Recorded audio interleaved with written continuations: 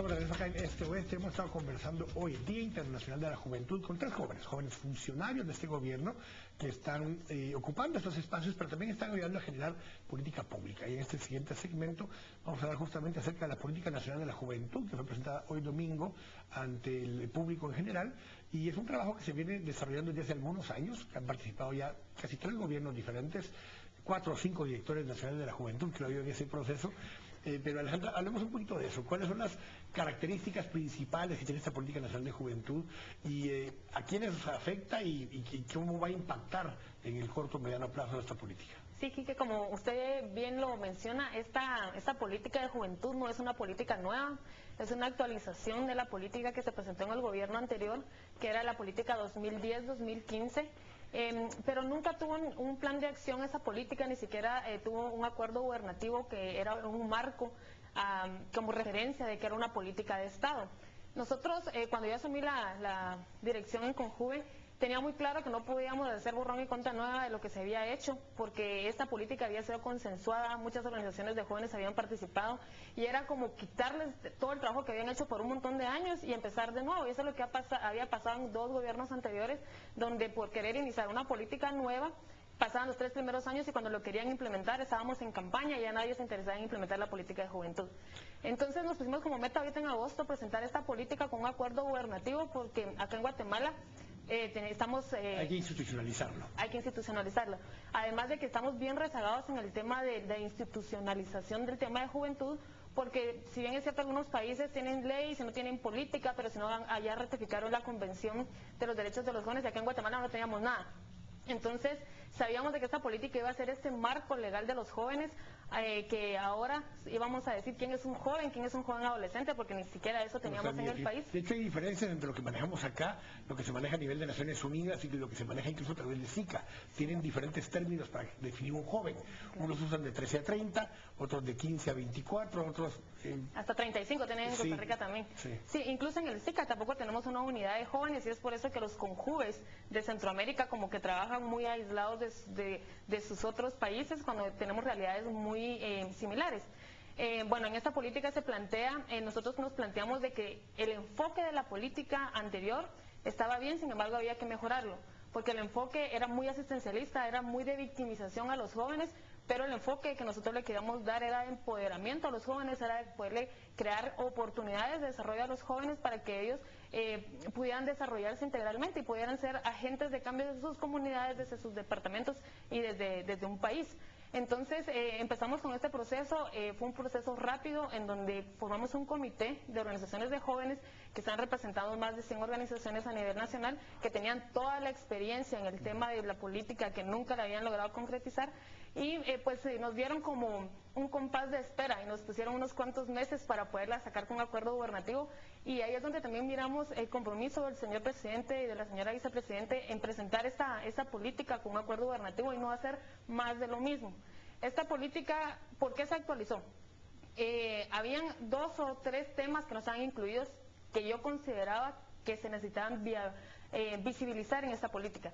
Por ejemplo, el acceso a vivienda de los jóvenes. Tenemos a la organización de Techo acá en Guatemala, que tienen ya experiencia, que querían ser partícipes de una política de juventud, pero que no se había tomado en cuenta la experiencia que ellos tenían en un documento ya más formal y legal. Además tampoco se había tomado en cuenta el tema del medio ambiente, y eso pues afecta directamente a los jóvenes y cómo ellos se pueden involucrar para poder estar más identificados muchos de los jóvenes con el tema. Exactamente. Y algo que también es bien importante, nosotros tampoco vimos en esta política el emprendedurismo juvenil. Entonces ahí es donde la focalización de los programas de asistencia, que ahora ya tenemos el Ministerio de Desarrollo Social, entonces se focalizaban en unos cuantos municipios y departamentos, pero no era lo que necesitaban todos los jóvenes. También los jóvenes necesitan oportunidades para crear su pequeña o mediana empresa, que el Estado les pueda facilitar, pero que también ellos puedan exportar esos materiales o los productos que vayan a generar. Y por último, el tema del voluntariado juvenil. El tema del voluntariado juvenil acá en Guatemala ha venido creciendo en los últimos años, y tampoco se mira reflejado en una política de juventud. Entonces era como... Bueno, existe la ley de servicio cívico que plantea de alguna forma la mecánica, y era algo paradójico porque es un voluntariado pagado. Sí, es un voluntariado pagado. Incluso Conjuve es la única institución que tiene el servicio cívico para este año, que nos lo aprobaron. Y nosotros quisimos de que los jóvenes se involucraran en el tema voluntariado que es pagado, en el tema de la desnutrición. Entonces nos preguntaban, pero ¿por qué Conjuve con el tema de juventud está viendo temas de desnutrición? Porque esos niños desnutridos van a llegar a ser los jóvenes dentro de 10 años y van a tener menos capacidades que las que deberían de tener para desarrollarse, para estudiar, para ser mejores papás. Entonces los miramos de una forma más integral, que a veces, bueno, el año pasado con el servicio cívico se enfocó en otra situación que tal vez... Siempre más al tema asistencialista, sí, y no necesariamente a un desarrollo más integral. Exactamente. Bueno, revisando un poquito el documento, revisando los temas, algunos de los temas ya los estuvimos hablando, de los 6 ejes principales que maneja la política, otros son los que se acaba de plantear, pero plantea cabalmente el tema de educación, que habla otra vez de ampliar cobertura, pero también habla ya mucho de mejorar calidad, pero además le agregó un término adicional que es la pertenencia cultural. Ese tema es donde empieza a incluir también temas de poblaciones indígenas. Esta semana se celebró también el Día Internacional de los Pueblos Indígenas. Hay una relación en que una buena parte de nuestra población, aunque ya vive en áreas urbanas, tiene una ascendencia de esos pueblos indígenas.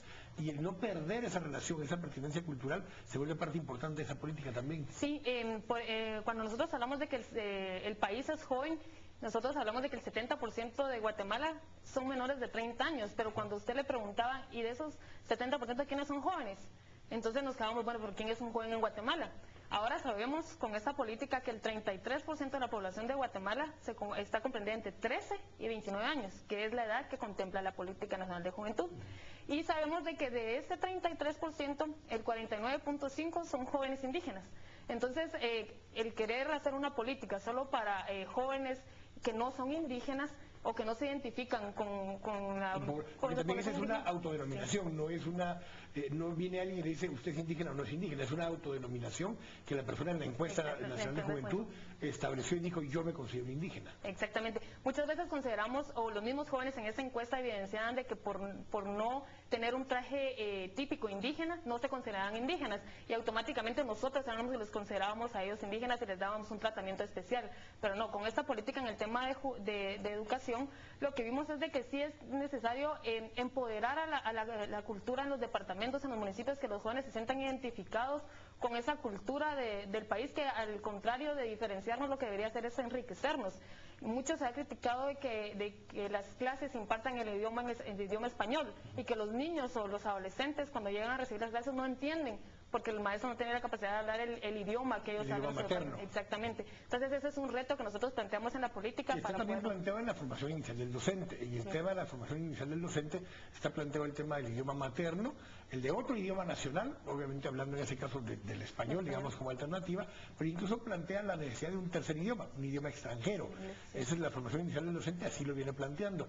El otro tema, el segundo tema que está es el tema de trabajo, y habla cabalmente de formación y de formación laboral, ya de esos oficios, de esas capacidades que estábamos planteando. Se van involucrando, es un tema de la juventud, pero es transversal en todas las diferentes áreas de trabajo. Ese tema de la formación, y como parte de la política nacional de juventud, le va a tocar aplicarlo al ministerio directamente, no lo hace Conjuve desde su unidad, sino que lo hace el ministerio directamente. Sí, pues nosotros tenemos planteado tener ese acercamiento interinstitucional que mencioné al principio. Nosotros en ese sentido, las becas de empleo son parte de esa estrategia de trabajo que tenemos identificada para que en una primera parte... La beca empleo. Esta beca empleo está enfocada en todos aquellos jóvenes que quieren aprender están estudiando y están de una vez trabajando mediante la formación que ellos están recibiendo, y esa también se convierte en una gran oportunidad para no solamente tener la teoría, sino la práctica. La formación laboral en el área de estudio que están llevando a cabo, si es perito contador, si es como maestro, o sea, en esa misma línea. Exactamente, entonces estamos generando una primera parte, la primera etapa, que es el aprendizaje. La segunda etapa, también en este aprendizaje hay un incentivo económico para el joven. En la segunda etapa, ya teniendo las capacidades y todas las habilidades desarrolladas, se tiene la segunda parte específicamente para certificar esa calificación, porque esa certificación y esa calificación le va a dar la oportunidad a la tercera etapa. En la tercera etapa ya han pasado los años, ya ha pasado la capacitación, ya está formado debidamente y tiene la opción para emplearse formalmente con todas las características importantes que la ley nos da como marco de referencia y que nos cubre con muchas de estas de los aspectos legales que tenemos que... Parte de ese proceso también implica el que todos los jóvenes también estén identificados.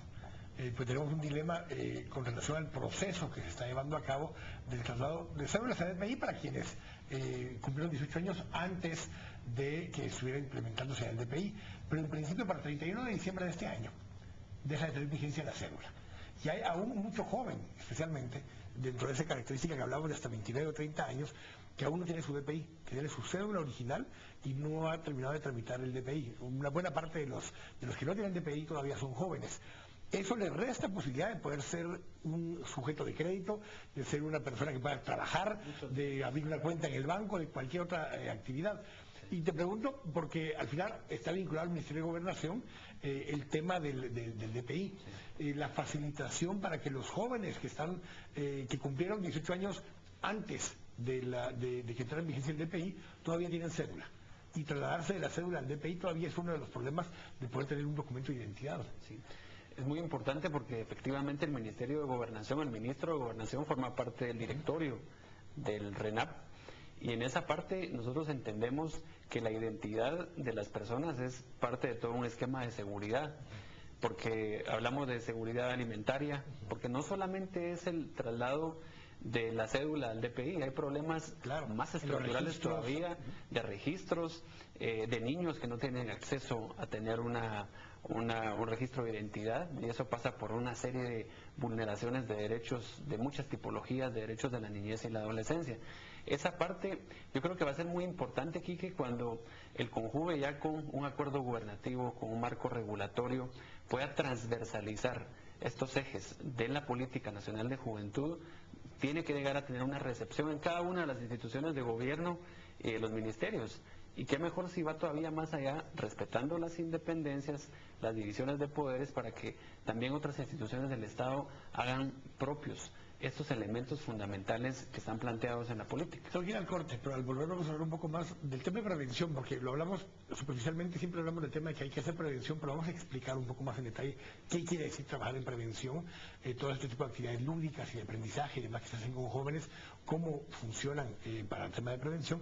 Pero vamos a hablar también acerca de otros 2 o 3 temas que están ahí en la política nacional de juventud. Vamos al corte, estamos acá en Este Oeste, volvemos en un minuto.